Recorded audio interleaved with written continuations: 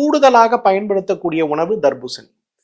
வீட்டில் சர்க்கரை நோயாளி இருக்காங்கன்னா காலையில் 11 மணிக்கு ஒரு 100 கிராம் அல்லது ஒரு 75 கிராம் தர்பூசணியை நீங்கள் தினசரி கொடுத்தீங்கனாலே அவங்க உடம்புல நீர்ச்சத்து இருக்கக்கூடிய குறைபாடுகளும் அதே நேரத்தில் அவர்களுக்கு சர்க்கரை நோயுடைய தாக்கம் குறைந்து போகின்ற தாக்கமும் இல்லாமல் இருப்பதை பார்க்க முடியும்.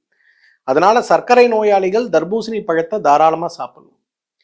சிறுநீரக நோயாளிகள் நிச்சயமாக தர்பூசணி பழம் சாப்பிடக்கூடாது, ஏன்னா ஹை பொட்டாசியம் இருக்கிறதுனால. மூன்றாவது, குழந்தைகள் முதல் பெரியவர்கள் வரை, ஆஸ்துமா நோயாளிகள் முதல் புற்றுநோயாளிகள் வரை யார் வேண்டுமானாலும் தர்பூசணி சாப்பிடலாம். இதுல தர்பூசணியை பத்தி ஒரு சின்ன உண்மை என்ன தெரியுமா?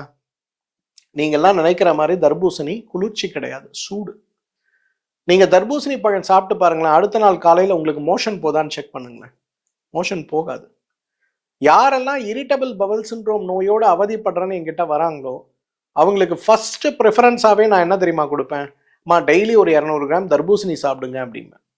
எல்லாம் கேட்பாங்க, சார் எனக்கு ஆஸ்துமா இருக்கே, நான் தர்பூசணி சாப்பிடலாமான்னு. ஆஸ்துமா நோயாளிகளுக்கும் தர்பூசணி மிகச்சிறந்த பழம் தான், அதனால தர்பூசணி சாப்பிடுங்க. ஒரு மாசம் கழிச்சு வந்து எங்கிட்ட சொல்லுவாங்க, சார் இரிட்டபிள் பவல் சிண்ட்ரோம் ஒரு நாளைக்கு 6 முறை 7 முறை மோஷன் போகும் சார், இப்பெல்லாம் 2 முறை 3 முறை குறைஞ்சிடுச்சு, எப்படி குறைஞ்சதுன்னு எனக்கு தெரியல. ஏன்னா தர்பூசணி சூடு, மலத்தை கட்டக்கூடிய சக்தி தர்பூசணிக்கு உண்டு.